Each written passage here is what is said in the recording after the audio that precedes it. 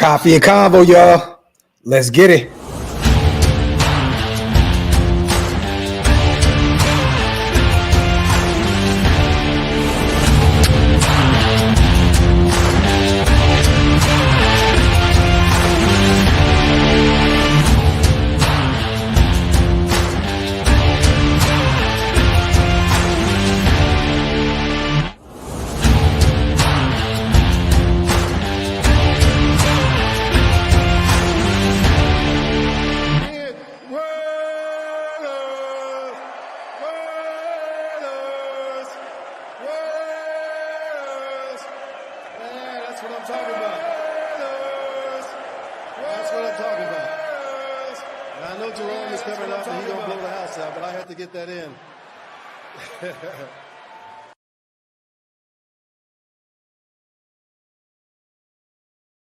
Yo, salute to everybody already here in the building, man. You guys know what time it is. Welcome to the latest installment of Coffee and Convo. I am your host, Graphk Raider, man. Salute to the greatest chat in YouTube history. I see all my people, man, whether you're on Twitter or on YouTube. Do me a favor, man.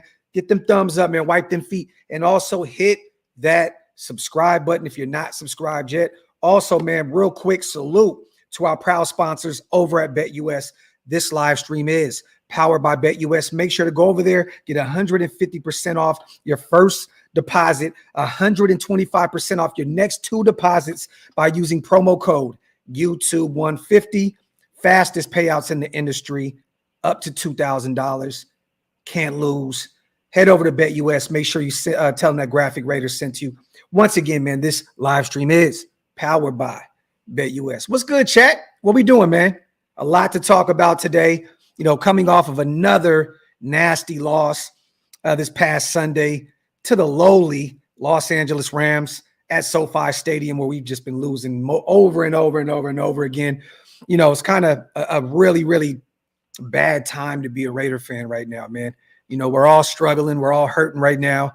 But there is plenty to talk about right now, you guys, and we're definitely going to do that. I know a lot of us are already looking towards the future next year, 2025. You know what I'm saying? We're, excited about next year's draft. Over $120 million. We're going to talk about what we have in terms of salary cap to spend next year. But there's a lot to look forward to in terms of next season, right? This year, not really a lot of bright spots, not a lot of silver lining, so to speak, about this present team. But hey, man, we're here to talk and cover everything Raiders. And who would I be to not still pull up every single day and talk about our football team, man? Let me see. DPH, I'll definitely keep you in the loop, brother, with the toy drive. Definitely. I get the sack December 22nd, so I'll keep you posted. LT, I got a lot of those messages. Like this team is so bad. Graphk is going back to doing skits. For those who have been around, you know what I'm saying? I've been doing skits for 5 years. You know what I'm saying? So it's not like a surprise that I'm doing them. But yeah, man, at this point, you got to kind of just laugh to not cry, right? Like you got to kind of just laugh through all the pain at this point, man. So I'm just trying to do my best to keep all my people, keep a smile on you guys' face as much as possible, man. Because like I said before, there's not a lot to be excited about in terms of this team right now, man. Salute to D Bernie, my dog. No coffee on my end, but I got a blunt and a bowl of cream of wheat. Talk that protein and weed shit. Talk, D Bernie. Talk. Salute to my guy in the building, man.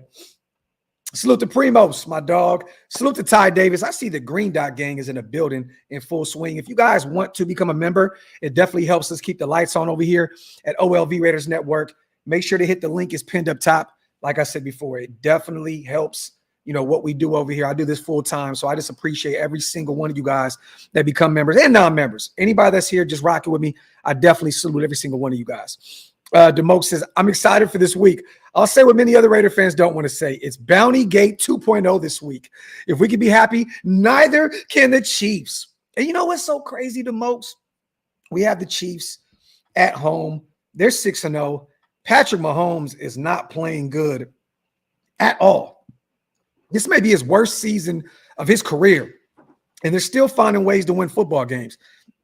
That wide receiving core depleted. It looks like Juju Schuster's not going to be available this week when we take on the Chiefs at Allegiant Stadium as well. You know, that defense, man, has been holding them down. You know what I'm saying? That defense has really been keeping the Chiefs upright. But Patrick Mahomes has been struggling this season, man. So it would be such a Raider move, right? To lose all these games. You get blown out by Carolina. You get, you know, beat by the Rams. You know, you lose to the Broncos, you lose to the Chargers, and then you go home and you beat the Chiefs. That shit would be absolutely hilarious. At that point, I just feel like we're absolutely being trolled at this point. But I have no faith in Gardner Minshew, you guys. I got to keep it a buck here. If we want to find any type of way to beat this Chiefs team, and we'll talk about this on the AFC West Roundtable tonight.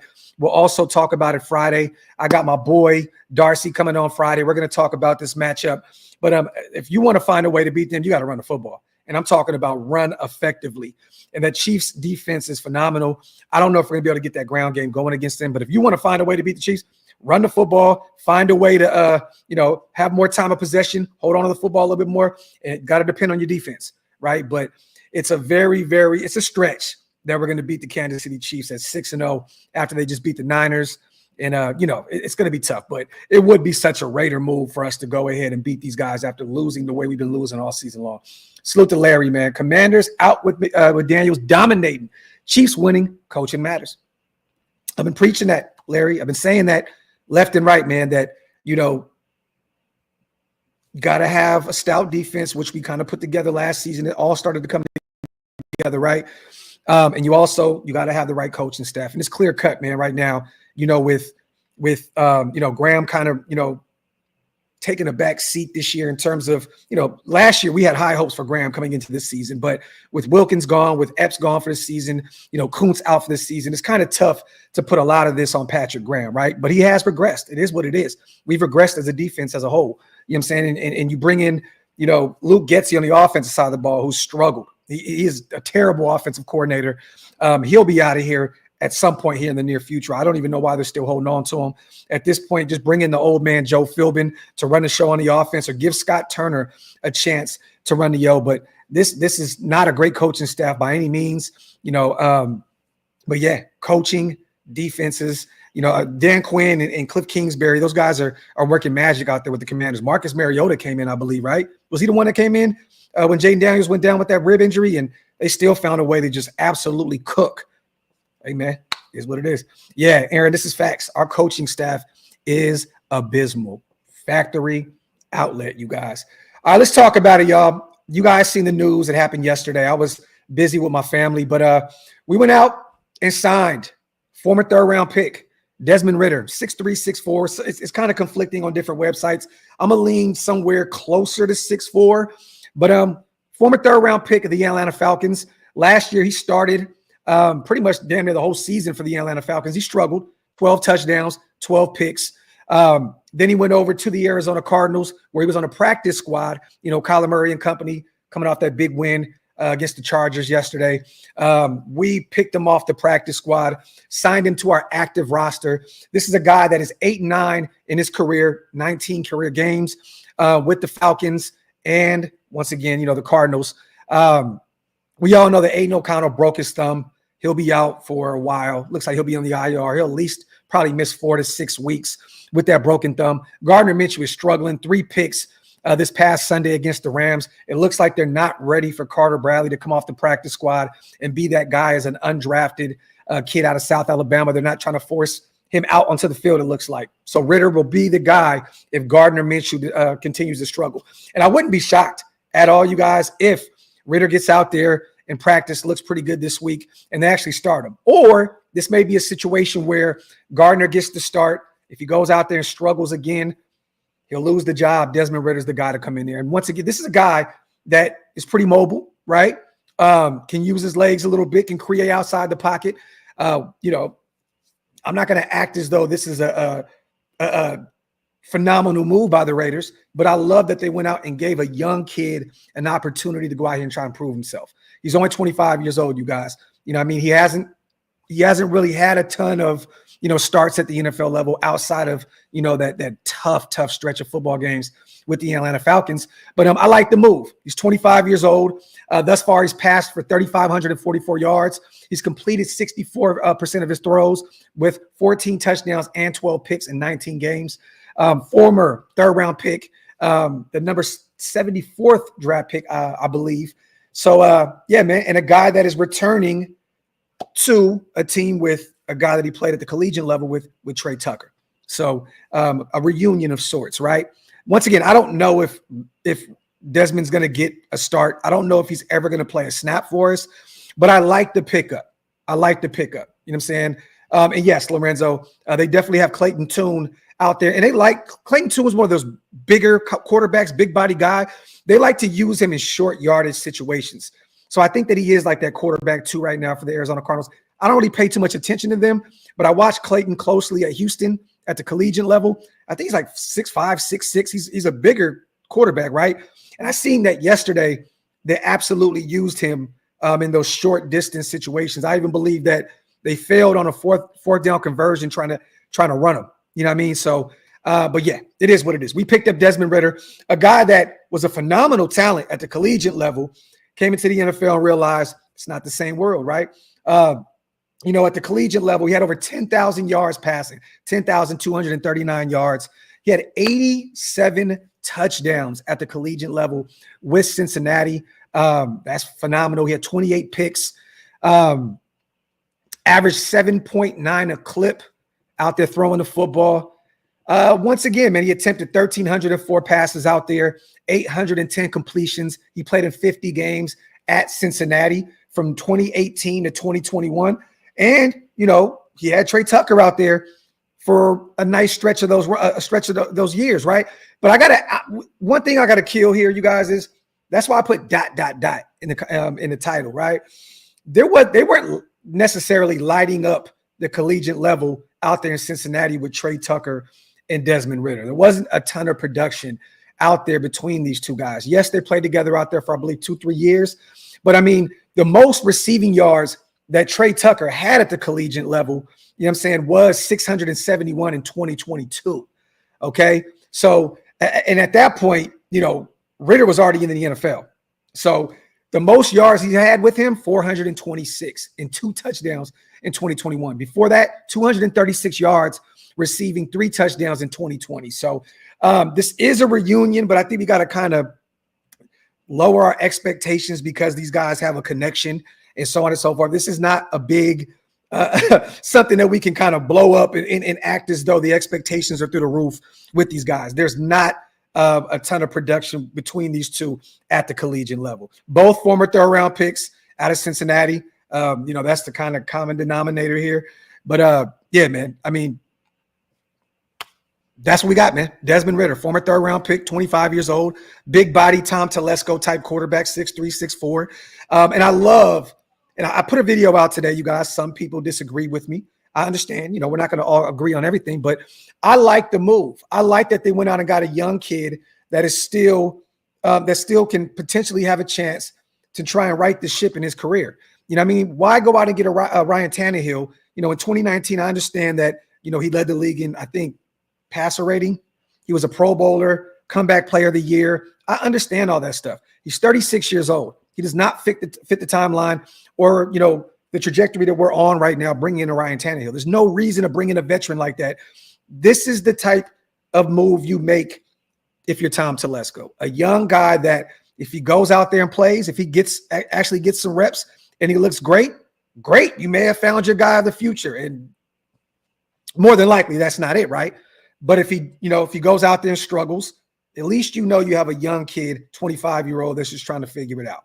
You don't have a guy in Ryan Tannehill that may come out there and win a few games for you and potentially drop us, in terms of where we're drafting. It is what it is. I'm sorry. People can say, oh, Graph, you're into the tanking and so on and so forth. This year, yes, we're not going to win a ton of games, you got. Moving forward, we are not going to win a ton of games. We're not. It is what it is. And why potentially bringing a guy in Ryan Tannehill who, to be honest, kind of lost all of his arm strength, He's not as mobile as he used to be. He's 36 years old. He struggled the last time we seen him on the football field in Tennessee. But either way, he's a veteran.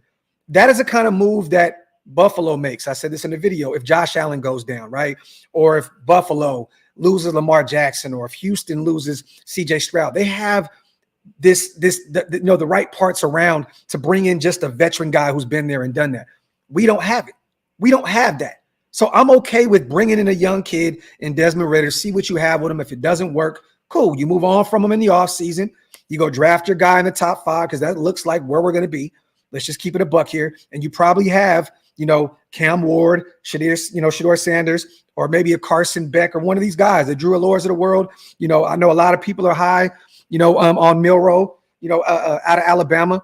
We'll have our pick of the litter, so to speak. So, it is what it is. We got to be honest here, you guys. I'm not going to sit here and blow smoke up your asses, man. This is a bad team. We're not going to lose. We're not going to win a bunch of games moving forward.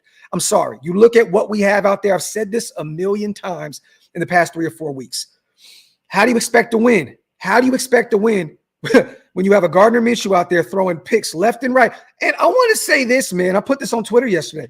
Where are all these guys that said that the Gardner Minshew turnovers were overblown? Where are you guys at now?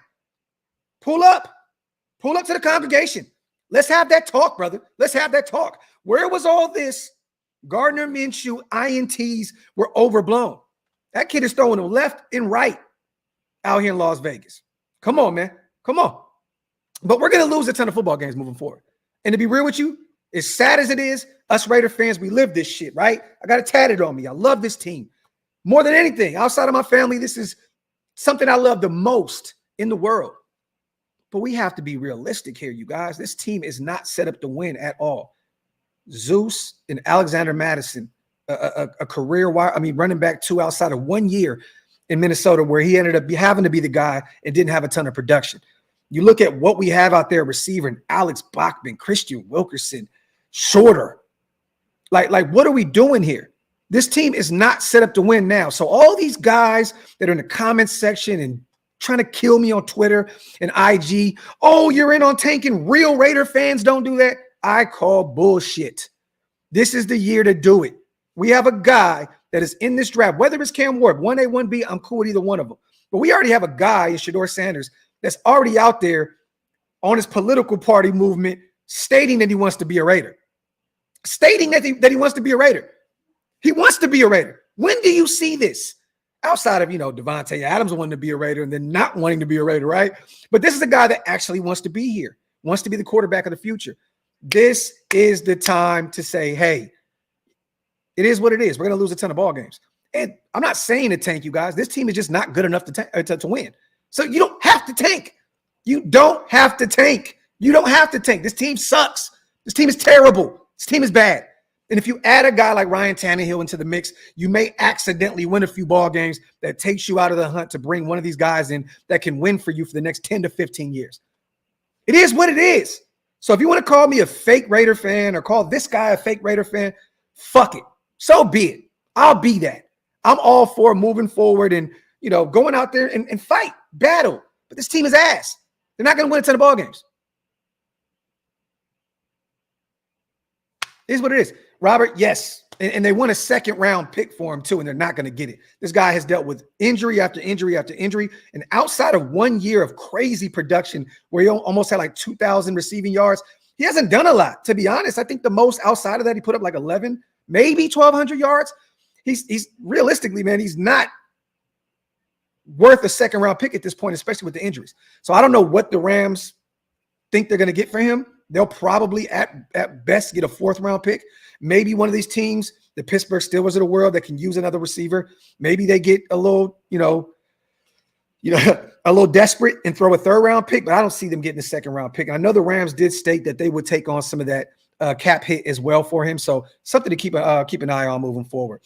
Salute to my guy. I've seen this as well. Let me see.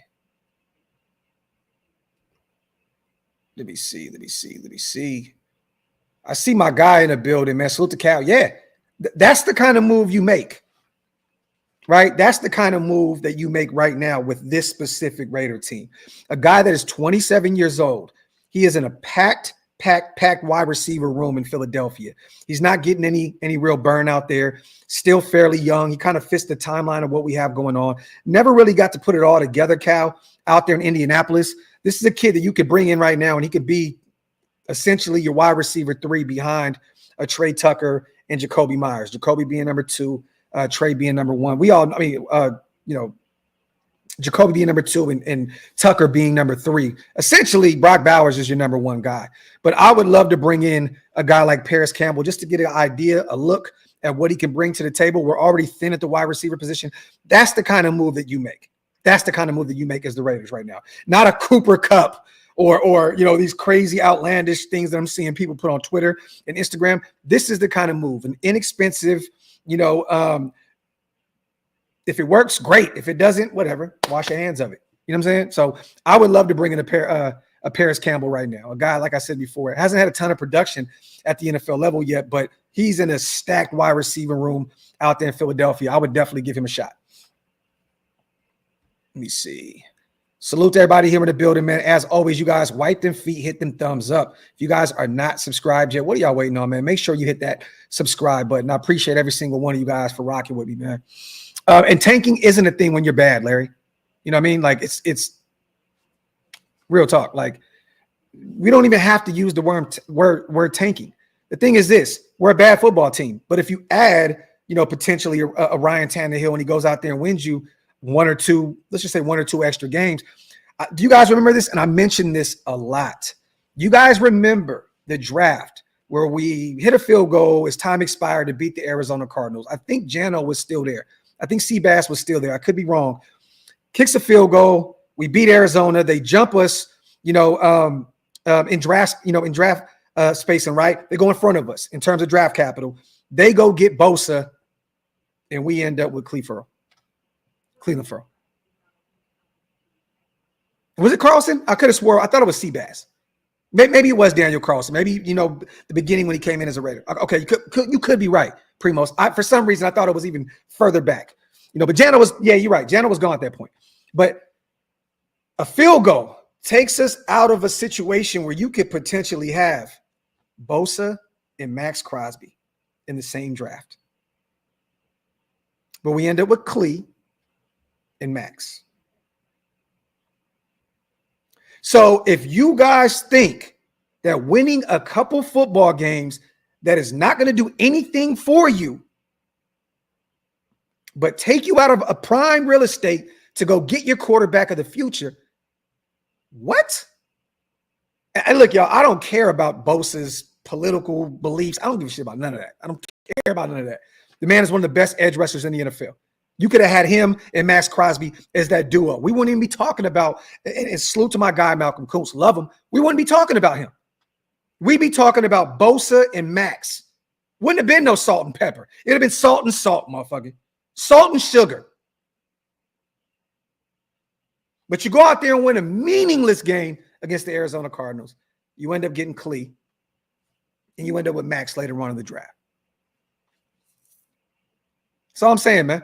So everybody that's saying don't tank, okay, respect. But understand this. If we do not get if we win a couple games this year, right? We win a couple games this year and we don't get our quarterback, I don't want to hear y'all crying about quarterback. I don't want to hear anybody that is against this team losing a shit ton of games this season cry next year about not getting one of the top quarterbacks in the draft. Simple and plain. I won't even put your comments up anymore, bro. Real talk. You're dead to me, son. You're dead to me, son. I don't want to hear it. I don't want to hear it. I don't want to hear it. This is the year where you have to say we have to be realistic with ourselves. We don't have a Derek Carr anymore, a guy that sometimes looks like one of the top quarterbacks in the NFL, then looks like one of the worst quarterbacks, and then most of the time he's there in that middle of the pack guy that can win us enough games to take us out of the hunt to get a quarterback. We're not there. We're in a situation right now where we finally can realistically go get a quarterback of the future. That's all I'm saying. Salute to Coach Sippin. Pierce and company need to be released at the end of the year. Main reason is because if he fails again, it could set the Raiders back several years. Salute to my guy, Coach. And it's the thing, man. You guys know I'm not the biggest AP fan. Like, I want to move on from him. But I'll say this. If they give him an extra year and he ends up, winning next year, I'll be the first person to go out there and say I was wrong. We don't do pride and ego over here, you guys. If AP gets an additional year and ends up successful and turns this thing around, gets his quarterback, and they go out there and win a ton of games, I'll be the first to say my apologies. And it's funny because I got a call this morning. I was in the gym, right? And I'm not going to say who called me, but it's one of my people that work in the building. And AP watches everything, you guys. He watches everything. I'm talking about the people that have 1,000 subscribers to people that have 100,000 subscribers. He sees it all. This is a guy that definitely pays attention to what's going on the internet in terms of the Raiders. There's a reason why he was hitting like on posts on Instagram about Devontae being gone, right? So I get a call, and it is funny, but my dude was laughing. He said, yo, Graphk, man, AP hasn't liked your recent, Raiders content. And I said, shit, I haven't liked the recent product he's put on the fucking football field. See how that works? See how that works? So look, go win ball games. And even if you're going to lose, do it in a better fashion than how we're losing now. AP, you don't like the content that I'm putting out right now? Great. I don't like the product you're putting on the football field. Simple and plain. Salute to Qua. Salute. Tank, this team isn't going to change until we find an owner, just like Dallas, same boat. Salute to my guy, Qua, man. Appreciate you, brother. Salute. Salute to my dog on a $10 special. Yeah, man, look, spend more time watching your team than watching me and watching these other content creators and beat writers and so on and so forth. If you don't like what I'm putting out there, give us something to highlight. Give us something to be proud about.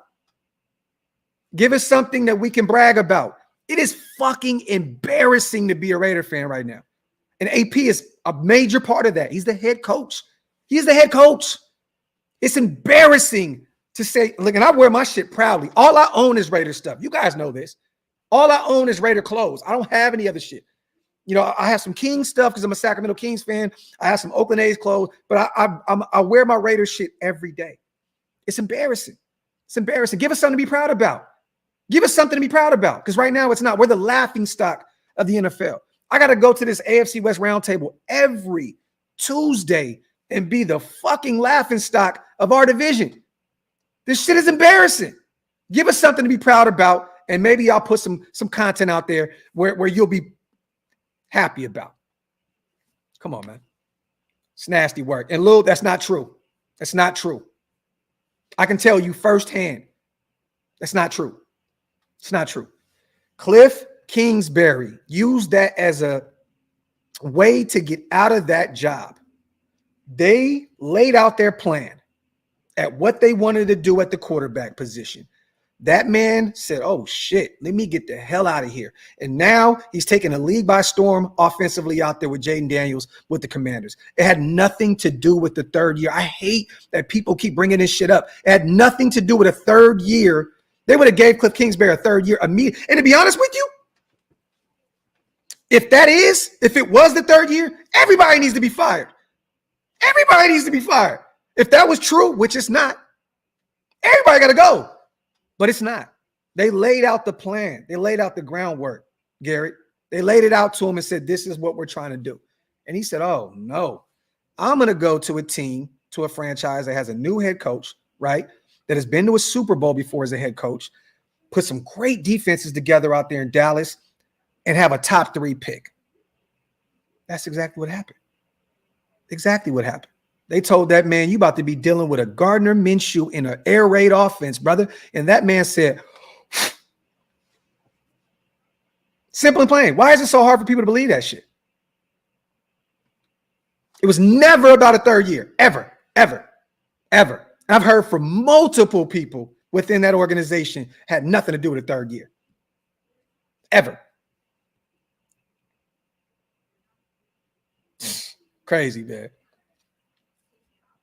Salute to everybody here in the building. As always, you guys, wipe them feet, hit them thumbs up. Salute to all the new people here in the building as well. Put up a couple, I usually don't do pre-recorded content. I put a couple of them up. I know that that's how people grow their channels a lot more. I kind of love the community that we built over here. So I'm not always worried about getting 1 million more subscribers, but I know that when you put out short content, you usually get a shit ton. I got like over 100 new subscribers yesterday, just putting out 2 new videos, pre-recorded stuff. So salute. I see a bunch of new names in the comments section. Just want to say I appreciate every single one of you guys for being here, and welcome to the OLV Raiders family, man. We appreciate you guys. Salute to all the new people here in the building, as always. Let me see. Yeah, and PJ, I don't know if you guys seen it, but seeing AP running off the football field as we took that loss to the Rams and smiling as he went into the locker room, it made me feel. I had 2 different kind of emotions with that. I had a fuck you smiling at? Like, what are you laughing about? What are you laughing about, bro? This ain't a laughing matter, bro. Like, we've lost, 3 or 4 of our last games, 4 out of our last 5 games. It's embarrassing. But then I got to thinking, maybe this was the plan. Maybe this was the plan. Maybe he's laughing because he already knows what's at stake here. Maybe he's saying, hey, look, I was told my job is safe. I got 1 more year to figure this shit out. That smile could be 1 or 2 things. I can't turn this thing around. All I can do is laugh through the pain, or it's working. We're good. We're going to go get our guy of the future at the quarterback position next year, and we'll be all right. When I seen that, I got the feeling like maybe AP has 1 more year to figure it out with Tom Telesco and Mark Davis. Real talk. I got to thinking maybe he has that 2nd year on this contract for him to figure it out. So I don't know. But I'll tell you this. If he has a 2nd year on his deal, right? Let's just say it's a team option, and Ben Johnson becomes available and they don't go all out to bring that guy in after Tom Brady said he would have loved to be in that Detroit offense, the way that Detroit offense is moving and grooving right now, organizational malpractice. Organizational malpractice. If Ben Johnson is available and you keep AP and you can potentially really bring Ben Johnson in, that's organizational malpractice. It's nasty work. Let me see. Chris, and that could be it. That could be it. It could be. And don't think for once, you guys, that Mark isn't sick of this rotating, revolving door at the quarterback. I mean, at the head coaching position. He's sick of it too. He's sick of it too. He doesn't want to keep going out here and going from the Del Rios to the Grudens. You know what I mean? Like, he doesn't want to keep doing this. He doesn't want to keep doing this. I think that he would want some type of stability at the head coaching position. But also, you have to say, if there's a better option available out there, you got to go all out for it. Look, Gruden didn't deserve that Gruden deal, a 10-year guaranteed deal. What did he do to earn that? Right? At least the 2nd time around. The guy that wasn't a head coach for many years, fucking decades, right? Ben Johnson is showing how to get it done in today's football right now. And he's doing it against Dallas's defense, Minnesota's defense. Green Bay has a solid defense. Chicago has a solid defense. You know what I'm saying? He's doing it against some of the better defenses in the NFL. This guy is showing how to get it done now. If you're going to give a Gruden type deal, you go out there and you get Ben Johnson, the Gruden type deal.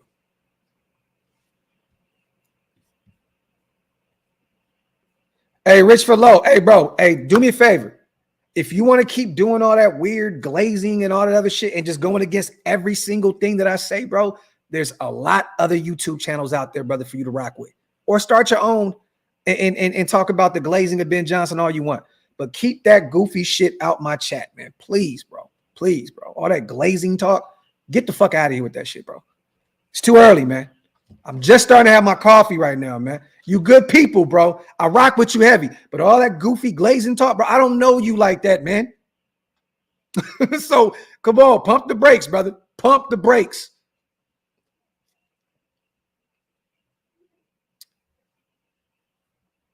You're right. He'll never go to Oakland. You're right. Never go to Oakland. To be honest with you, Rich, I don't think any coach ever go to Oakland. To be honest, I mean, I could be wrong. If I'm wrong in the chat, please let me know if I'm wrong. But I don't feel like any coach would go to Oakland.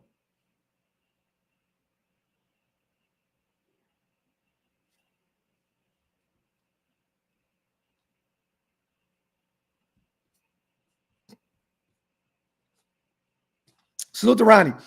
Tom Telesco has done pretty good so far. I just hated the Minshew signing. Facts.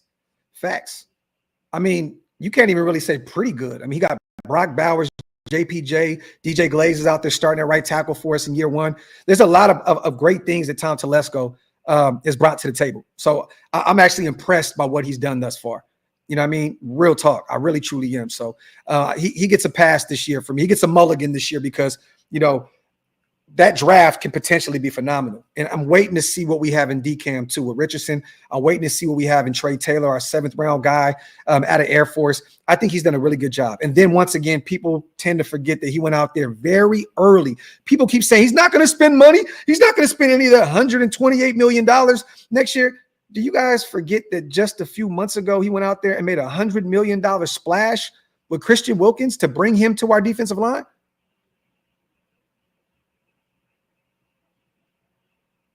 He did that. Tom Telesco went out there and got Christian Wilkins. Early. Didn't even allow him to go visit anywhere. He brought him in immediately. Torque, I love McVay. I love Sean McVay. Love him. I don't think that he's going to be in Vegas. But look, if you could potentially bring in a Sean McVay, a phenomenal offensive mind like that, I love all of the motion, you know, and all that. I just love what McVay does offensively. And I know he's kind of from that, you know, Gruden tree and shit. But I love what McVay does. But I don't think he's leaving LA. I don't. And they're going to be in a prime position as well to go draft their quarterback of the future if they choose to, with Matthew Stafford starting to get up there in age. But I don't see him leaving LA. Salute to Todd, my dog. Mike Tomlin will go to Oakland. Just saying. Ty, you stupid, bro. Salute to the 1,200 people here in the building. As always, I appreciate every single one of you guys. Real talk, man. Love every single one of y'all. Make sure you hit that subscribe button. Hit that thumbs up. Wipe them feet. If you're new here, salute to you guys. Welcome home to OLV Raiders Network. And real quick, let's pay some bills. Salute to our proud sponsors over at BetUS, you guys. This live stream is powered by BetUS. Make sure to head over there and get a 150% bonus on your first deposit for up to $2,000, 125% bonus on your next two by using promo code YouTube150. Fastest payouts in the industry. Once again, 150% bonus on your first deposit, 125% on your next two deposits by using promo code YouTube150. Fastest payouts in the industry, up to $2,000. Tell them I sent you. Salute to our proud sponsors. This live stream is powered by BetUS. Get those questions in, you guys. You know what's funny, man? 510, I think that he ends up in Dallas. I do. I think he ends up in Dallas. Their ground game has been bad. They brought an old Zeke back to Dallas on some nostalgic shit, right? They brought in Dalvin Cook, who's cooked. I think that he ends up being the Dallas Cowboy. I do. And he went to high school out here. Lone Star, I believe, in Frisco. I think he went to the same high school as Trey Taylor. So I could see a homecoming of sorts for him going to Dallas. I don't know if Dallas takes a running back in round one, but they've done it they've done it before with Zeke. You know what I mean? I could see them going to get a Genty. They could use some help on the offensive line, Dustin. This is facts. But I do believe that's a generational type talent at the running back position. So I could see him going to Dallas.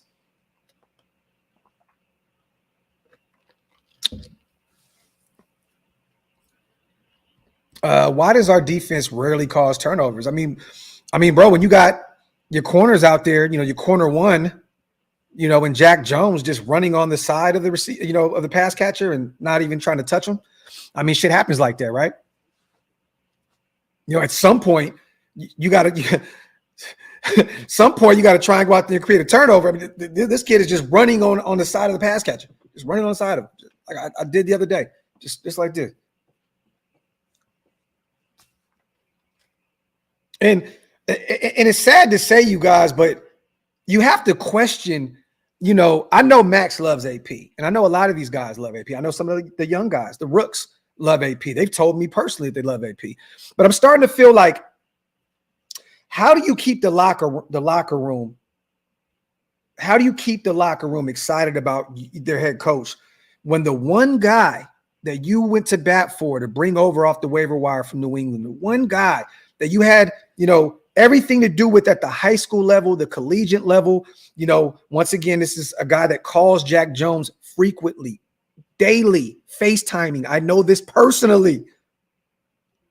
For him to not go out there and go to battle for AP after Jack Jones' reputation took a massive hit with the gun at the airport in Boston. I don't know the specifics about that, but if the one guy that's in that locker room that looks at this guy like a father figure is not going to war for him, I have to question, is this guy starting to lose the locker room? And I'm not trying to throw a narrative out there, you guys. This is not me saying that AP lost the locker room.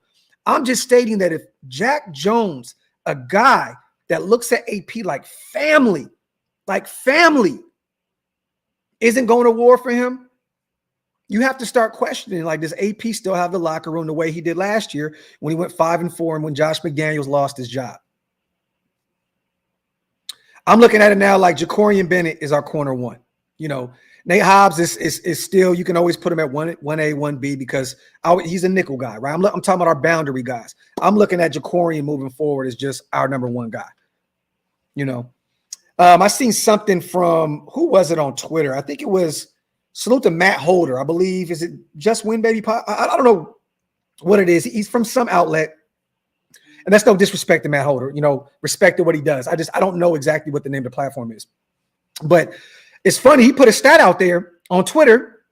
The Raiders had a season low 7 missed tackles against the Rams. A season low. So tackling got a little better out there. Merrick was all over the place. Nate Hobbs was all over the place. Per PFF, one player accounted for nearly half of them with 3 misses. And he says, any guesses on who?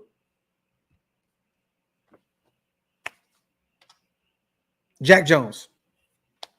Jack Jones. A season low 7. 3 of them by Jack Jones. That's nasty work.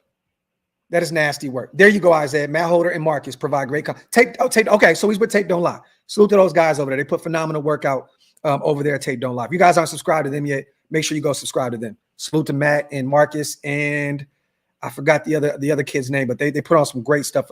Film breakdown is phenomenal. They're top of the food chain with Raider content when it comes to breaking down film and stuff. So salute to them. But that's crazy. 7 missed tackles, a low this season for us. 3 accounted for by Jack Jones. And this is a guy that was handpicked by AP to come in this building. And once again, a guy that he has to call every single day to make sure that his head is on straight and he's not out there doing anything he's not supposed to be doing. And I know this firsthand. I've been FaceTime with my brother in the studio watching them FaceTime. I've seen this. I've seen it. That's nasty. That's nasty work. Hey, man, fight for that man. He fought for you. This is the one chance that AP gets to have a head coaching job at the NFL level, Jack. And you're not out there going to war for him. You already had a business decision benching for a first quarter, I believe, against the Cleveland Browns weeks ago. And now you look like you don't even give a shit out there. And I understand, you don't have a lot of weight on you, right? Like, I understand. I'm not expecting you to be out there. It's just a bruising corner that's coming up and just smacking people like Nate Hobbs. I'm not expecting that out of you, but I'm expecting you to chop some legs down. You know what I mean? If you can't go out there, look, bro, you shouldn't be tackling that high anyway. Hit some legs. Hit some legs. What are we doing here? What are we doing here? Salute to my brother Top Beats in the building as well, one of the mob fathers himself. Salute to my guy. Salute to Taino, my dog, in the building. I would love for AP to get a top OC and draft a quarterback, but some top OCs will only come here for a head coaching position unless the bag is big enough, which is how I think we'll get top OC without giving up a head coaching job. Thing is this too, Taino, if AP comes into the building, let's just say this, God forbid, right? Offensive coordinator, because I had the same argument before. I'm like, why would an OC want to come over here? But let's say randomly we bring in a great OC that turns around the offense with AP as the head coach, but the defense regresses and takes another step back. Then that OC is potentially in line to take that head coaching position. So it's kind of a double-edged sword, so to speak. You know what I'm saying? Like, if you come in as an OC, do you want to bet your job on a young guy that doesn't have a lot of experience as a head coach? Or do you say this might be a good opportunity for me to come in, show my value, and if AP can't, hold his weight on his side of things on the defense side of the ball, I could potentially take over. So it's kind of a double-edged sword. Salute to my brother, man, in the building as well. Hug Dizzle. Graphk, you're starting to sound like me. I'm questioning all this shit, and I want it all fixed by next year. I don't care about your name, your lineage, or your connections. Tired of the mediocrity. Fix it. Talk that shit, my brother. Hug D's. Salute to the mob father, the GOAT himself in the building. Salute to Heat Check. Graphk, have you checked out? No, I haven't. I'm telling you, I don't really watch a lot of stuff. I've seen the name a few times in the chat. I've seen a few people mention him, and there's another couple names as well, but I haven't. It says it has an inside source. This is Mark is all on. I mean, bro, but this is the thing. And once again, I don't know him personally, right? But bro, you don't need to have inside sources for that. It's public. It's public.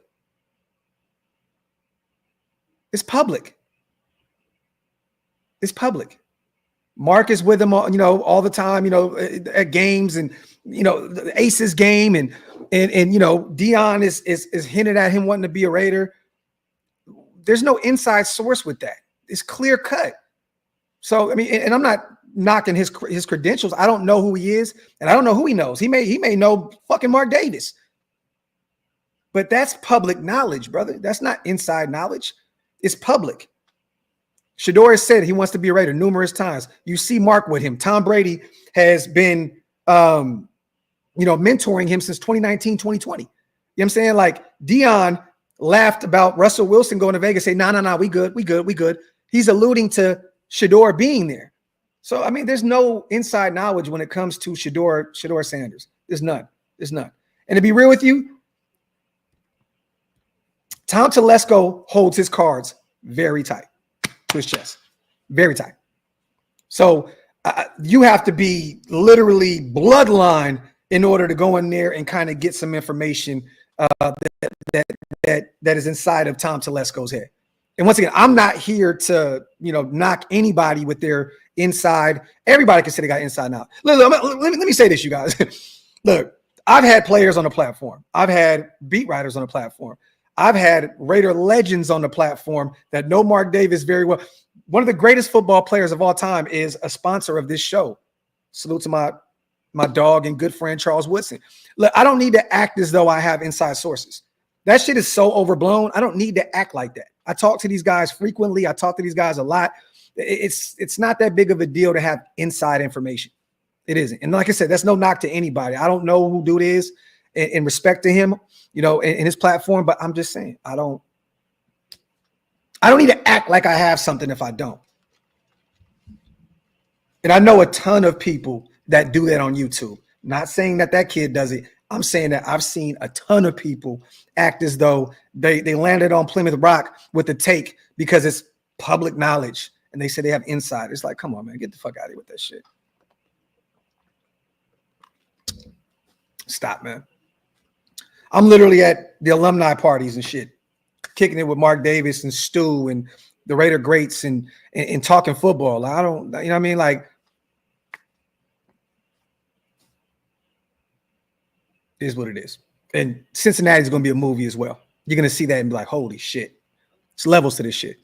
Don't you think AP should get a chance to choose a new OC and draft a quarterback? Because the one he actually chose is putting up 35 plus every week, even with Mariota. I mean, bro, Pace. Realistically, every team would have, that needed a quarterback would have chose Jaden Daniels. What does that mean? You know what I mean? Like everybody that needed a quarterback would have took Jaden if he was there on the board. It's not, I know the connection there from Arizona State, but it's like we're not really moving any mountains with that take. You know what I mean? Like most organizations would have took Jaden Daniels if they needed a quarterback and he was available.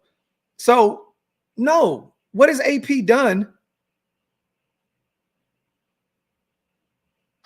to justify him going out there to be able to choose a quarterback? Because he was tight with Jaden Daniels? Or he brought him in the locker room to celebrate after we beat the Broncos? Nah, man. Hell nah. Fuck no. Salute to Pace, though, my dog.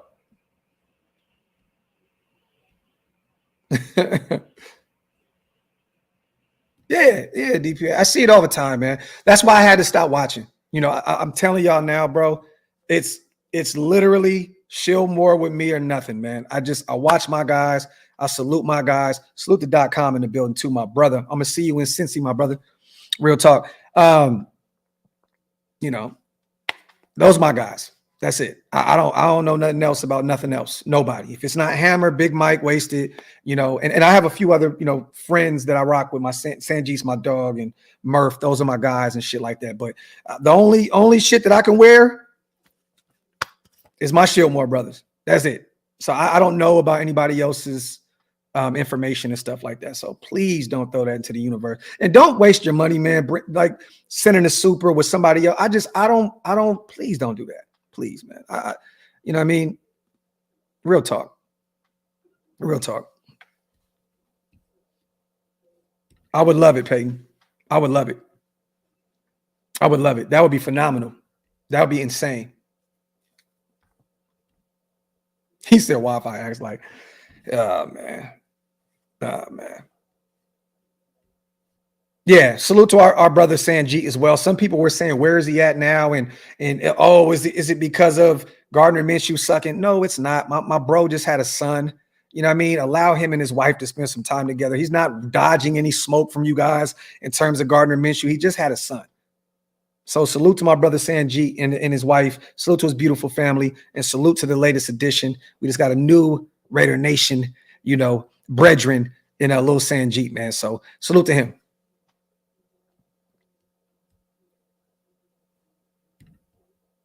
Nah, he checked. You know why, bro? You did nothing wrong. I'm just saying that type of shit creates weird energy. Because you have people that are hit me up. Yo, man, you don't know who I am. I didn't know I was supposed to know who you are. Bro, I don't think you realize, bro, how many people reach out to me and ask, you know, hey, come on the show, or hey, man, I know you heard of me. Like, bro, that shit's weird. Like, I don't want that kind of shit to be like, oh, man, so you don't know who I am? Bro, like, no, I don't. And it's not that big of a deal. It's just, but when you put shit out there, should I just lie and be like, oh yeah, I do know, bro. I seen that. That's what's up. I'm not finna fake the funk with you guys. You know what I'm saying? Like, I just don't like that, because now I'm probably gonna get a DM from somebody. Yo, man, you questioning my sources or this or that, bro. I don't know you, bro. I don't know you. This show is definitely going off the rails now. That's what I meant. That's what I meant by saying shit like that. Salute to Pace. I was talking about Kingsbury. Okay. Pace, my bad, brother. My bad. But either way, yes. But Kingsbury still got his guy. Pace, he still got his guy. He went to the Commanders, and they're balling right now.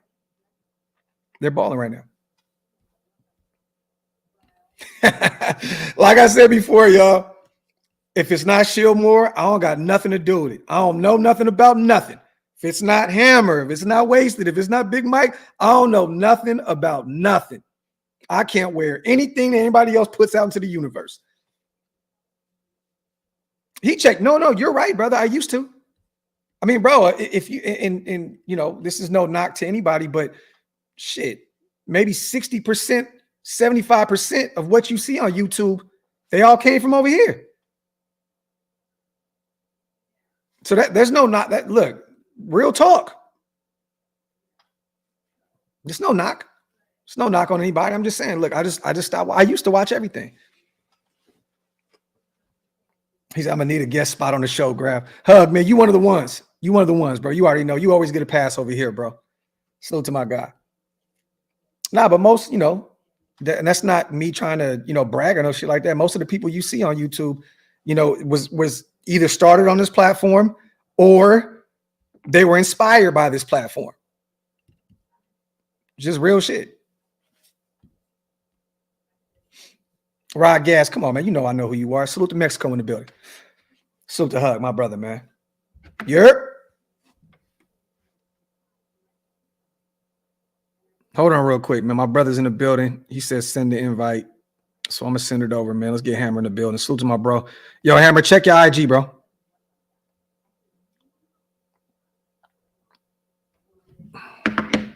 Salute to Hug, man. Salute to all the new Green Dot gang in the building because of my brother, man. Salute. Yeah, AP got to keep the circle tight, man. There's too many weirdos out there, bro. Too many weirdos out there. I don't think y'all realize, bro, how many y'all don't even know the politics of this weird realm that we're in, bro. There's just so much weird shit that comes with this, bro. And like I said before, I'm not wearing anything of anybody else. Bro, no. Shieldmore or nothing, bro. Simple and plain. Anybody else out there fucking up, putting weird shit into the universe has nothing to do with me. Please. Please. Damn great. Come on, DeMokes. Aiden O'Connell, man. GOAT season, baby. Come on, MVP season, man. What you mean, DeMokes? So the coach, man, as always. Let's see. I thought Mark brought Brady in for certain decisions. Why should him being friends with Shador hold any weight? I thought Mark brought Brady in for certain decisions. Why should him being friends with Shador hold any weight? What do you mean, Coach?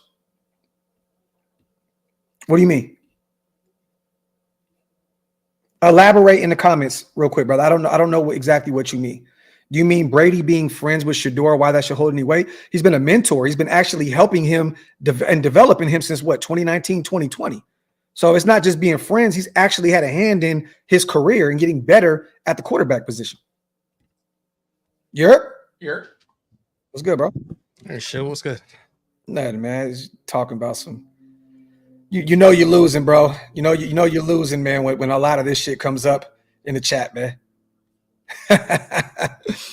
Hey, Dan teases says all content creators say acknowledge me. Yeah, bro. Look. Y'all know who y'all got that from, though. Y'all know where that originally came from, at least in the Raider Nation realm, and that's this guy right here. Acknowledge me. Come on. Yo, Jesus, man. Let me say this. We did look at A-Rod. A-Rod wanted to be a Raider. A-Rod wanted to be a Raider. Him and Devontae were out there looking for homes and all that good stuff. Guess who didn't want him? So we went from two situations, Hammer, where we had Gruden that didn't want Tom Brady, who wanted to be a Raider. Then we bring in the Josh McDaniels, who wanted nothing to do with A-Rod, which he's not lighting up the league right now at all either. But I'd rather have an A-Rod than Gardner Minshew and Aiden O'Connell. And wanted nothing to do with CJ Stroud as well. And there you have it. But he wanted everything to do with Bryce Young. How's that panning out? Doesn't look too good right now, man. And hopefully he finds another job somewhere else, man. He goes and balls out. Real talk. I'm hoping that kid can go out there and be great somewhere. But, how you feel about this move, man? Desmond Ridder, 25-year-old, kind of bouncing around the league now. Third team, still young. That Tom Telesco kind of prototype, that 6'3", 6'4", big body kind of guy that can actually look over the line of scrimmage. You know what I'm saying? 12 for 12. 14-12, I believe, in his career, but you're right. With the Atlanta Falcons, it was 12-12 that year when he started. And what was he? Started like 12, 13 games for his career as well, right? I think 19? Nah. It was a lower number than that as a starter. And that's Oh, you mean okay. I just mean as a starter. He's played in 19 games. I'm thinking about some of the other guys that were available. And no, I'm not talking about Tannehill. We talked about that yesterday. But like thinking about some of these other quarterbacks that could have potentially been brought in. You could have brought back Peterman.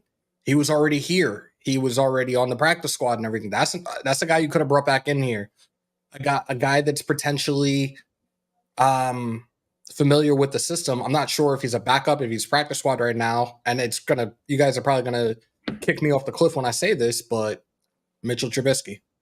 Like, there were other guys to think about. Ridder, I'm just like, okay, you guys just added a quarterback because you kind of know where we're going. AP touched on it yesterday in the presser, like the whole tanking thing and how people outside of the facilities are on that kick and talking this shit all over social media and everywhere else. And I understand that. You know me. We've known each other, almost 5 years now. Mm-hmm. Tanking is one word that I hate. The two words I hate most in professional sports, tanking and rebuilding. Yeah. Those are the most frustrating terms to hear when it comes to a professional sports team, especially if it's your team.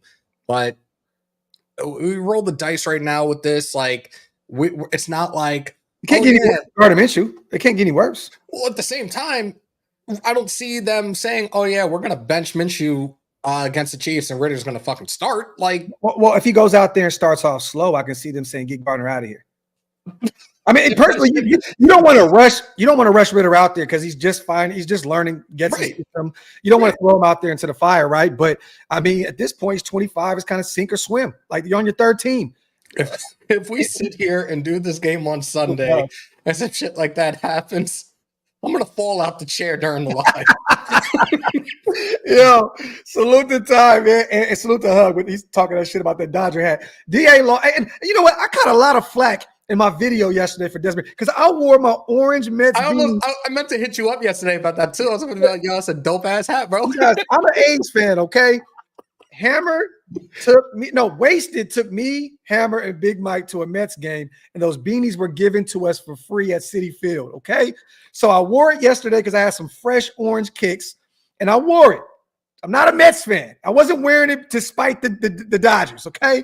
I always said if I had an NL team, it would be the Dodgers because my uncle Steve Sachs was drafted there and played for him. So I'm always going to have some love for my, a Southern California family down there with the Dodgers. So it's no knock. I'm not a Mets fan, but I was out there rooting for him because Hammer's my brother and I wanted them to win. And they made it pretty far this year. And they did. They did win. We got some Timmy Trumpet in the eighth inning. Yeah, that shit had everybody hyped. Like, come on, don't kill me for it though. Salute the tie. DA lost to Pittsburgh back-to-back. F them. Facts. Mustache. Salute the Manny Man on becoming a member as well. Appreciate you, brother. If you guys want to become a member, hit the link. It's pinned up top. It's definitely one of the best ways to support what we do, man, over here. How you feeling about this week? We'll talk a little bit about the game. It's still early on in the week. We realistically don't know what the injury report is, and we won't know until tomorrow. Tomorrow afternoon we'll have it. Yeah, how are you feeling right now? And salute to you. You and Joe put on a great show over there yesterday as well. You. How are you feeling about this week, man? It would be a Raider thing to do, right? The Chiefs are 6-0, but they could have lost a lot of those football games. And Patrick Mahomes is having a down season as an undefeated quarterback, right? That's crazy to think that this is probably his worst year ever. And they're 6-0. How do you feel about this week? You want me to be honest? Yeah. Clearly you saw the text back and forth today, and I even drew up the wrong thumbnail. That's how you know I'm in a bad place with our Raiders right now. Guys, for those that I'll share it with you guys. So did the thumbnail for this coming Sunday's game. That shit was an arrowhead. It was an arrowhead. Yeah. Like I just, this goes to show my mind is not fully there right now with how we're looking. And funny enough, I was watching, I think it was Get Up yesterday. Rex Ryan was going in on the Jets. Yeah. If somebody were to actually redo that video and just change the name from Jet to Raiders, it's exactly the fucking same thing right now that we're dealing with. And it's frustrating as hell. Like, look at Jack Jones, prime example. Dude is playing for the name on the back of his jersey. And it shows as hell with all that shitty performance these last couple of weeks. You saw us go off with the missed tackles, the lack of effort this past Sunday. And it's like, this shit just keeps building up. Ritter MVP and coming to, oh my God. Gio, change the narrative, baby. I love it. The Mokes, there you go. But go ahead, brother. This shit the buildup right now is just atrocious to see. Yes, we've been battling injuries and we are depleted in every fucking phase of the game you can think of right now. And for us to come out of this, like I said it the other day before our game ended, like right now you're looking at a 4-13 team because it doesn't look like anything's going to change at this point in time. And I'm sorry for being completely honest. If they're doing good, they're going to get their credit where credit's due. But right now, this is an ultimate shit show, and it fucking sucks for us as fans. I mean, Hammer, realistically, look, you got the best team in the league coming into our place on Sunday, right?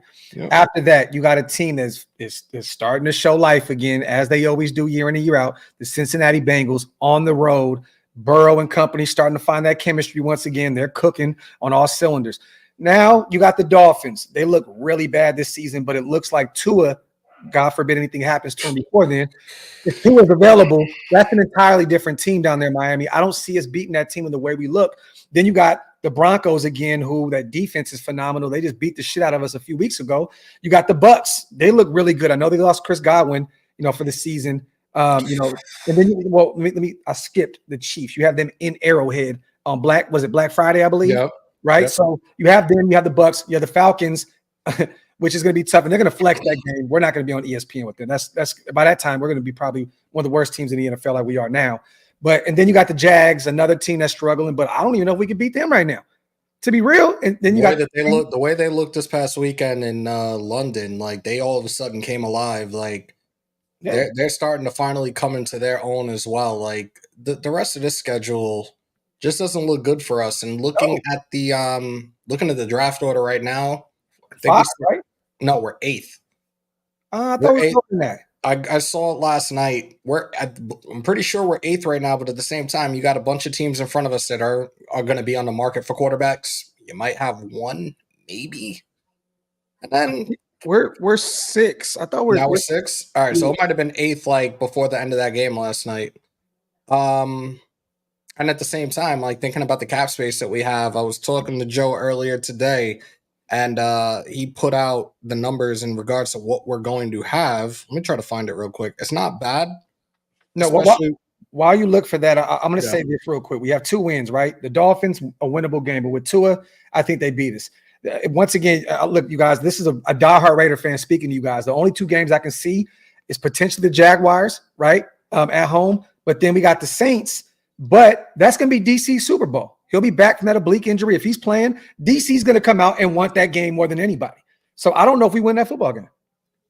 So I'm looking at it right now. We're going to have a nice chunk of change. And with the $30 million allocated to the draft, free agency and re-signings, we're going to have about $93.8 million to play with this coming offseason. And that's after the draft. That's with $30 million already allocated for the draft. We're going to have 93.8 to play with in free agency and contract extensions. Salute to King 85. If AP's not showing growth in game management department, then he has to go. He's coming up 16, 17 games. You have to show improvement on that, especially when you are a CEO/head coach. And a lot of that, King, it falls on AP, but also is Sheldon? You know, our game management coordinator. He's the guy that he talks to, you know, during the game in terms of game management, timeouts, and so on and so forth. So that's something that they need to communicate on even more because they're both struggling in that department. This is facts. Salute to the most. Riddler the Diddler. Gonna make our nightmares seem like a fever dream. Talk that shit, Demokes. Talk. Too much. Salute to the Mokes in the building, man. That fucking injury last night on Godwin was so fucking bad, bro. Yeah, that's nasty, man. I had to pause the TV like 3 times. I actually had to like get in front of the TV to look, and I was like, "Oh shit!" Yeah, he's done. Yeah, and he even said it. He said, "Back to work, like back to rehab," because he was already dealing with some things, you know, before, man. So salute to Godwin, one of the better wide receivers in the league. Salute to everybody here. Salute to Dan. GM Dan is trading Colton and Jacoby for additional picks prior to the draft. Dan, I said it, bro. I literally said that a week or 2 ago, and people were killing me. A lot of people agreed, though. You said Colton and who? Jacoby. Jacoby. Yeah, I talked about Colton yesterday. I wouldn't mind doing it. There's probably a team that thinks that they can get the Colton Miller of old that could use him, that might be on the bubble for a playoff or already kind of be set, but need that left tackle. I would trade Colton Miller right now. Let me ask you this, and it's 2 different philosophies. It's Carmen Brasillo last year, and it's James Craig this year, right? And Joe Fielding. But realistically, who looked better at left tackle in comparison? Mumford at left tackle last year or Colton Miller this year coming off their shoulder injury? Mumford. There you have it. So you may already have your left tackle in Mumford. Now, I'm not saying that you won't go out and draft one in this upcoming draft if you do move on from Colton Miller, but you already may have that guy already on the roster. You say Mumford looked good last year at left tackle when Colton went down with that shoulder injury. That's all I'm saying. I'm not saying that he's going to be this world beater and go out there and be an all-pro left tackle, but I believe in him on the left side. I think he belongs there, whether it's guard or tackle. It's all-American, I think, at left guard at Ohio State, I believe. And the thing with Mumford for the last couple of years, he's been a guy that we have constantly talked about. His work ethic, his production in the practices and everything, he has constantly been on the heels to be a starting tackle in this league, a starting tackle for our Raiders. Yeah. He got that opportunity. He went down with injury. DJ Glaze, your number was called up. I would not mind having Mumford go to the left right now just to fix that problem. Like somebody was asking yesterday, like, would you consider looking into a guard like this coming draft or free agency? For what? You got JPJ at the left. You got Parham at the right. I would much rather be looking either free agency or just making the move now and putting Mumford at left tackle. There you go. Yeah. There you go. So, and realistically, JPJ doesn't need to be a guard. Next year, he's going to be an all-pro center. You move on from Andre James, get that contract out of here. You put JPJ. You need a bully in the middle of that offensive line. I'm telling you right now, man, JPJ better be our center next year, bro, or I'm about to be really fucking mad, bro. Move him to center. Mumford on the left side. Even if let's say you keep Colton Miller. Put Colton at left tackle, put Mumford at left guard, put JPJ at center. You got Parham right there at right guard, and then you have Glaze at right tackle. And then you can go get some guys in free agency, some guys in the draft, and then figure out what you got. But me personally, Mumford and Colton on the left side, if you keep Colton, JPJ needs to be a center, bro. He needs to be a center. There's no reason why he needs to be a guard. And I understand now because you gave Andre James that nonsensical, kept him around, gave him a new contract. But that doesn't make any sense. Man, move on from him. He's been getting bullied all year long. I like Meredith too, Eddie. That's definitely a guy that you can use as a rotational guy that could play all up and down that O-line. He's a Swiss Army knife. You even put Meredith at center. Like, I really like the concept of sticking to what we had last year, and they went and changed that in terms of the left side of the line. Like, Miller and Parham were a top 10 tackle guard duo in the league last year, and Craig comes in and you change his shit. For what? Yeah. Like, if the shit is fucking working, why try to fix it? Yeah. Hey, Rich is stupid. He said, last time I said something about glaze, Graphk got bad. No, bro, you were saying glazing. There's a difference, motherfucker. Salute to Lo in the building. Salute to everybody here, man. Wipe them feet, y'all. Hit them thumbs up. If you are not subscribed yet, make sure you hit that subscribe button. Also, for those who first time seeing Hammer, let them know where to follow you at too, bro. You see it right on the top, Raider Nation News today, and you see the number in the top right corner, 22 from 9,400, y'all. Tell a friend to tell a friend to tell a friend. Appreciate y'all. Yeah, there you go. Salute to Todd. Watching Colton out there, he just lost his step, bro. Love him to death, but he's getting monkey spanked out there. God damn, Todd. I never heard that one before. Salute to Todd, my dog in the building, man. Cal says ESPN got us at 6, updated today as well. Okay. NFL and ESPN is conflicting orders. So there you go. So, but either way, we're right there in the thick of things in terms of, the top of the draft. Right now, man, if you're at 5 and both, and let's just say magically, both Shador and Cam are there. Let's just say they're mad. I don't think they're going to both be there, but who are you taking right there at let's just say we're at 5. At 5. Who are you taking? At 5. It's a toss-up, bro. Well, who's your quarterback in this year's draft? Right now, it's down to I'm looking at, and I wasn't saying this a few weeks ago, but I'm looking at Shador. I'm looking at Cam Ward. Okay, yeah, that's 1A, 1B for me. Yeah, because Beck has dropped significantly. He has a connection with Brock Bowers, but I just don't know if he can get it done at the next level. And viewers, I said this yesterday during the show. We have not seen a quarterback out of the University of Texas since 2004, 2005, and Vince Young that was a solidified next level starting quarterback in the league. The rest of them, Sam Ellinger, Colt McCoy, these guys have all been backups, and I think Ewers is in line right now to be another backup. I don't think that they're going to see a starting quarterback in the league out of UT until Arch Manning comes into the league. Facts, and he'll definitely be one of them. Go to S-Dot. No game winnable when Getsy won't have a 6-man, 300-pound linebacker plus O-line for the blitzes and stronger run game. Getsy's 5-man protection. No quarterback is safe. Mumford is fragile. We need a 320-pound bench press 30-rep guard. Okay, my bad. I thought he said linebacker. I think S-Dot said something to me. I think S-Dot said something at the very end of the live yesterday in terms of that, because we were talking about left tackle Kelvin Banks, and he was asking, like, yo, can he put up like 29 reps at 225?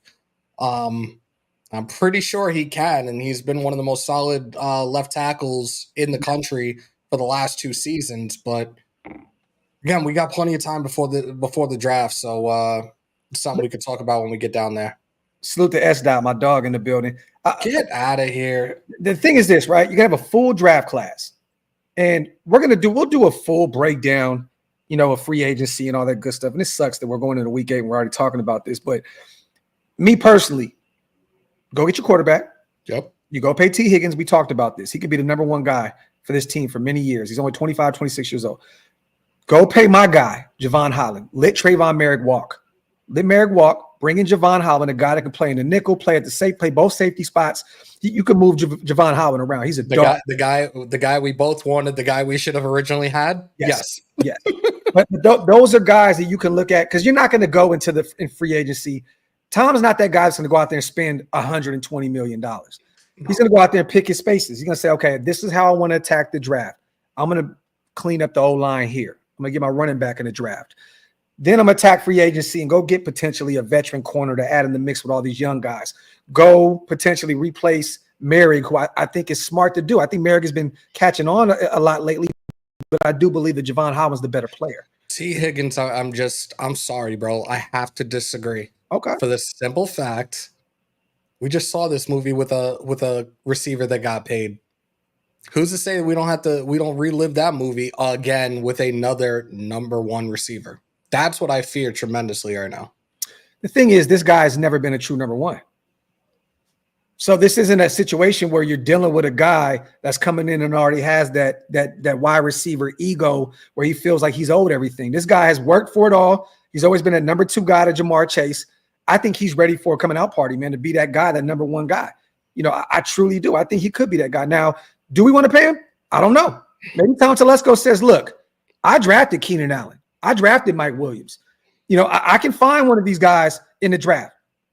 Maybe you can. But once again, you have to find, there's so much that we need in this draft, bro. You got to go get a running back. You got to get your quarterback.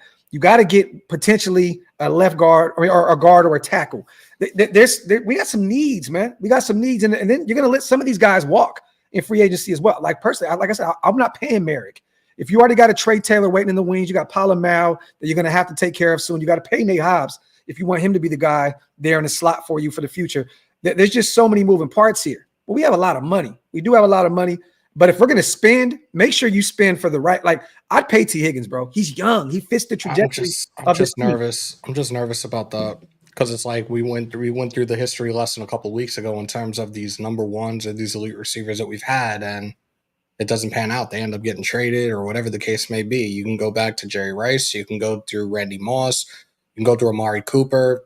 Yeah. Ruggs' situation is different. It was just an unfortunate circumstance. Antonio Brown and now Tay. So like that's where I'm very, very hesitant about trying to go in that route and signing free agent for that type of money in terms of T. Higgins. You're not going to mention the White Tiger, bro? The White Tiger, bro, the Pittsburgh Steelers goat, man. Pittsburgh stays finessing us for picks for these wide receivers. So as I hammered, I know you're in love with 285-pound Parham, but film clearly shows 300-pound Merritt the blocks way better run and pass. S-Dot has been saying for like months now that Parham needs to be a tight end. I'm just like, dude, I can't argue with you. I can't go back and forth with you about this shit. It is what it is at this point. This is who they drafted as an offensive lineman. He's versatile. You can plug and play him anywhere across that line, but it is what it is. Salute to Taino. Graphk Hammer, are you selling? Oh, you got to sell. If you're going to do anything, you sell. But that doesn't mean max. No. That doesn't mean you're top talent. But did you hear what I brought up yesterday in terms of this new trade proposal? What for Max? Hassan Reddick and Mike Williams for Max Crosby. Who said that? Some fucking podcaster. I don't know who it was, but then somebody fucking regurgitated that shit on ESPN radio. Like, what the fuck is wrong with y'all? Yeah. But Hassan Reddick literally just got the deal. Patched things up with he didn't patch things up. Drew Rosenhaus patched things up. Yeah, facts. But come on, bro. Mike Williams, who was terrible, and then Hassan Reddick, a 30-year-old edge rusher who's been holding out. Like, make that shit make sense, man. God, salute the cheese, man. Just hopped on, had to say, Raiders are plus 350 versus the Queefs. I'm going in. Let's get this win. Effort tank. Salute to my guy, Cheese Man, in the building. I appreciate you on a $5 special, man. Appreciate you, brother. Let me see. Jesus, I do not. There's nothing on, no updates on Michael Mayer. And that's another thing that we have to kind of pump the brakes on these expectations because we have two of our best offensive players out now with the Devontae trade. You got essentially your wide receiver one out with Jacoby Myers. Michael Mayer is going to be out for the foreseeable future. And this is very, very serious, you guys. This is nothing football related at all. This is something that this man has been dealing with for a minute now. And his family came out and said that he's dealt with it in the past. Now, So I have a question for you. You think the front office knew about this prior to him being drafted last season? I don't. Do you think this is? I don't. And to be honest with you, you know what? I'll give Zeke a little bit more credit, you know, because I don't want to. If it was Josh McDaniels, I'd be like, oh, that fucking dude is clueless, right? But I like some of the moves that Ziegler did, so I'm gonna give him the benefit of the doubt. I don't think they had any insight or any idea that Michael Mayer dealt with anything prior. I mean, they moved up in the second round to go get him, so that shows you that they definitely believed in the guy. You know what I'm saying? But I mean, man, look, it sucks, and you know, a lot of us speculate that it's a mental health thing. It probably is. It probably is, and that's a thing that is trending in today's world. You deal with it, I deal with it, we all deal with it. You know what I mean? Like life is fucked up. Life is tough, right? But you know, I'll say this, Jesus, I have no insight. All I can say is that I'm praying for the young fella. The offense is definitely struggling without him. You know what I mean? I don't think that people realize Brock is doing all this with Gardner Minshew at quarterback and Harrison Bryant as his sparring partner at tight end. Imagine what Brock would look like with a real option at quarterback and Michael Mayer, you know, as his 1-2 punch at the tight end position. So, you know, it's tough right now. It's definitely tough to be, bro. This is the worst time to be a Raider fan, bro. When you're watching, I just said this earlier, when you're watching Alex Bachman out there, you're watching fucking Shorter, you know, in 81 and Tim Brown's jersey out there getting reps. You're watching Christian Wilkinson out there who just came out the practice squad getting real live bullets out there, wide receiver, bro. This is a tough shit show to watch, bro. Tough shit show to watch. It's nasty work, bro. He said they also believe in Chandler. Yeah, you ain't never lied. But the thing is this, Dan, Chandler had previous shit that happened already. So that there was already him being in his drawers at the police station and shit. All kind of weird shit that went on with Chandler, man. And much love and respect to him, too. I hope they finally quieted him, you know, on social media. You know what I'm saying? So that's a good sign that he's doing a little better. But they had previous, you know, they knew what was going on with Chandler Jones. Those guys were in the building in New England when that shit happened. You know, I believe. So, you know, it's definitely not a Michael Mayer situation. What you laughing about, bro? Just thinking about that shit with Chandler Jones, especially when he was doing the singing too. Like, damn, man. Good God. Oh man. Redbone says the thing about Mayer's situation is how long do you wait for him? Hey man, you wait until he's ready to go. The kid's on a rookie deal. You know what I mean? Like, he doesn't cost you an arm and a leg. You know, he's definitely going to be a focal point of this young offense moving forward, regardless who's at the quarterback position next year, whether it's Shador, Cam, or anybody. You know, you got to be patient with him. You know what I'm saying? I mean, look, dude, this is a very talented – a lot of people tend to forget how talented Michael Mayer really is because we have Brock Bowers in the building. Yeah. This kid was a runner-up behind Brock Bowers as the best tight end at the collegiate level previously out of Notre Dame, you know, when Brock won back-to-back years out of Georgia. So this is a kid that is definitely phenomenal for us moving forward. You got to be patient with him, man. You got to be patient with it, especially if it's a mental thing. You don't want a guy to go out there that's not mentally prepared because he can definitely hurt himself and his team going out there and trying to play the game. Right. So, you know, salute to Terry, man, on the $10 special. We need to put Philbin as OC. He has stayed coaching, even as head coach of the Dolphins offense went from 27th to 7th, but the defense regressed to 30th, and he was fired. He could at least get us through the season. I've been saying this for a week now. Just after seeing the Jets and the transition that they made, they fired Saleh, but they took the offensive play calling duties away from Hackett. I don't see why we do not do the same thing in terms of our offensive play caller and take it away from Getsy. Yay, he was up in the box finally after fucking 6 weeks. Still same results, and we only fucking scored on field goals. Like, fuck. Yeah. And you know what's weird, man? Terry, I have this nagging suspicion. Remember last year, a lot of us, you know, including myself, thought that Scott Turner was going to be the OC when Josh McDaniels, you know, was let go. And they ended up giving it to Bo Hardegree, which I thought was a terrible idea. I think they'll do the reversal this year. I know that AP likes his veteran guys, and he likes to lean on those guys because they've been there and done there, right? But I have a feeling that they probably give it to Scott Turner. I don't know if they would give Joe Philbin the responsibility because I think that they lean on him a little bit more in terms of trying to help James Craig with that offensive line. Give it to somebody else other than Luke Getsy. That's it. Yeah. That's it. Yeah. It can't get any worse than what we already have out there right now. But I personally think they would give Scott Turner the keys, to the car, so to speak, on the offensive side of the ball, which I don't know if it's a good idea or a bad idea. I don't think that either one of them are really good options, to be totally real with you. But I mean, I think it'd probably be Scott Turner because of that offensive line. They're trying to figure it out. James Craig was an assistant offensive line coach with the Niners. And, this is his first year here being the guy running the show. I think that they want Joe Philbin to be able to kind of, help him there on that O-line and not have to take full responsibilities of the offense. So, and Adam, it would be interesting if they gave Edgar Bennett the job.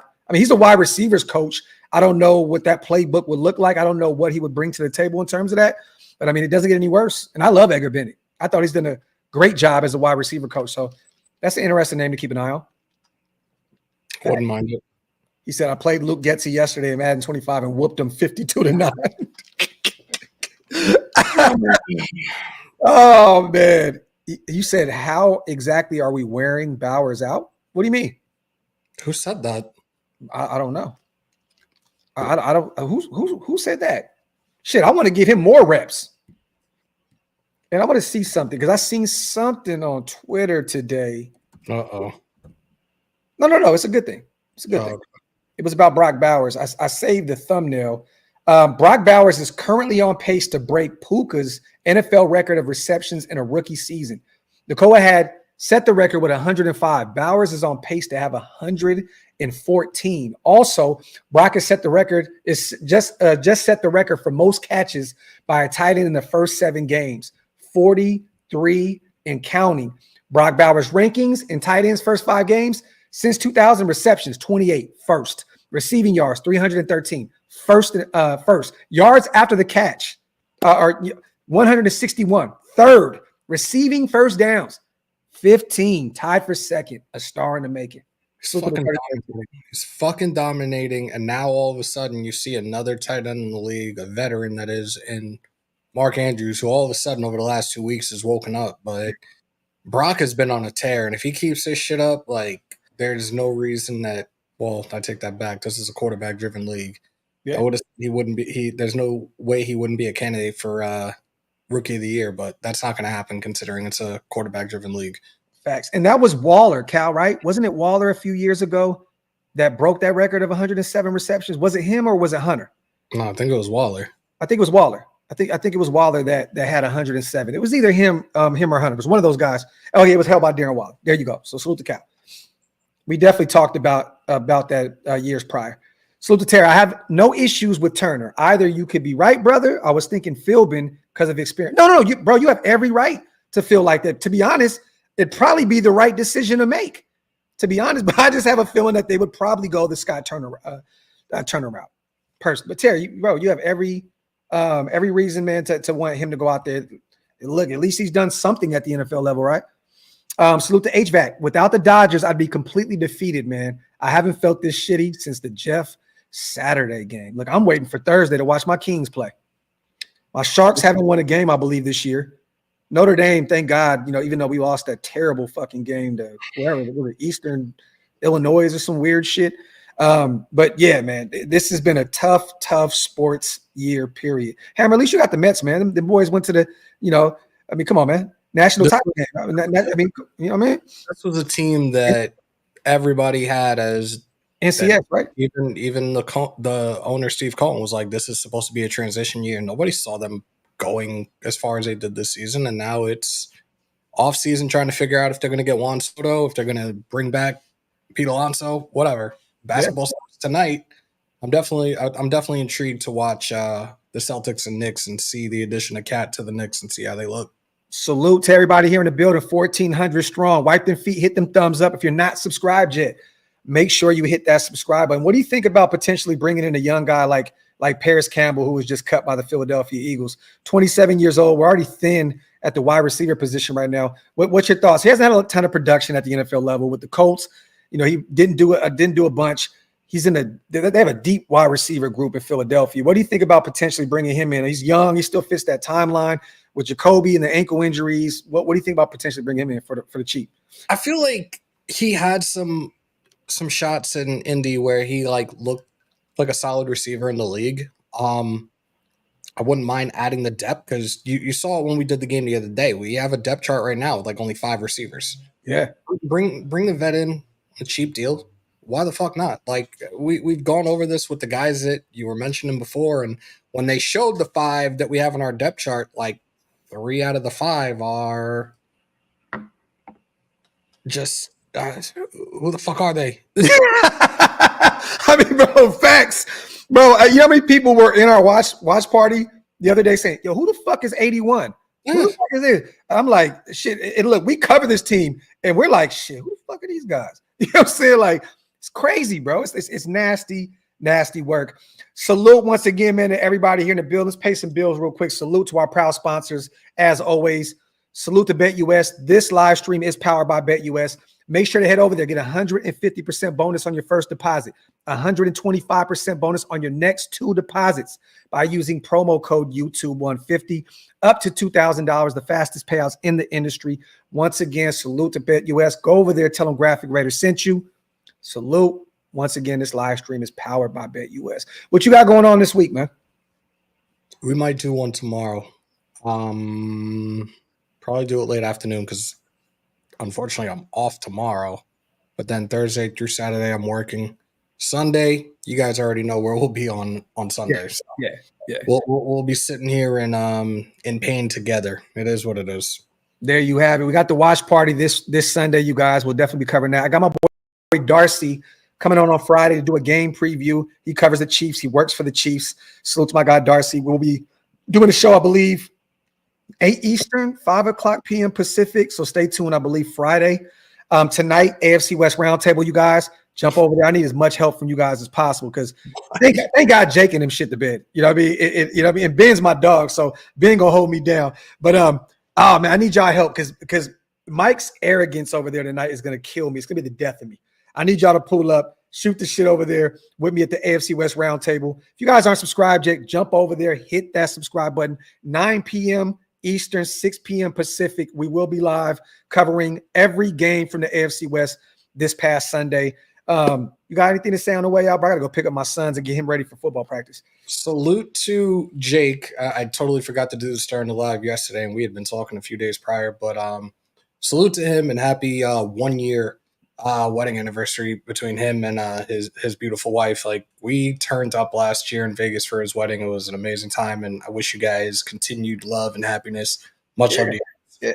And I'm gonna end with this because I've seen a lot of people mentioning other content creators. I'm gonna end it with this. Just because I know you don't mean just because I don't know you don't mean I don't like you. I just don't care. We focus on us. That's what we do over here. Shield more than nothing. And salute to anybody that's out there, waving the Raider flag and putting on for what we do. I love it. You know what I'm saying? But as always, shit gets weird, shit gets tricky in these YouTube streets. So we just hold on to what we got going. These are my brothers in real life, and this is what we're doing. So please do not get me wrapped up in any shenanigans in terms of any other content creators. I'm not wearing anything that any of these other guys got going on. Period. Simple and plain. And real quick, salute to S. Dot on the way out. You were telling me we have Craig and former head coach Philbin as O-line coaches, and we're paying a 60-year-old knees buckling center 285-pound Parham versus 350-pound D tackles and white hair. Oh my God, bro. S. Dot, you're crazy, bro. You're crazy, bro. Salute to S. I love you, bro. And I love that he just keeps pulling up and just talking mad shit about this O-line.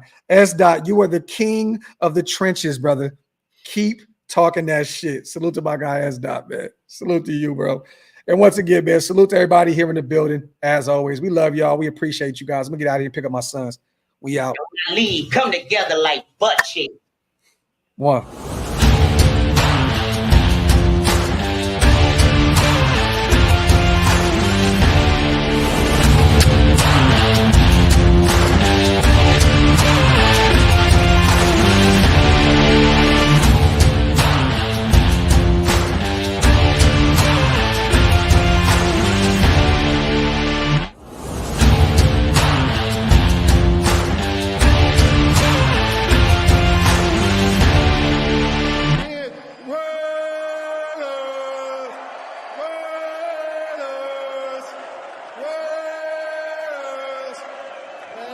what I'm talking about. That's what I'm talking about. And I know Jerome is coming up and he's going to blow the house out, but I have to get that in.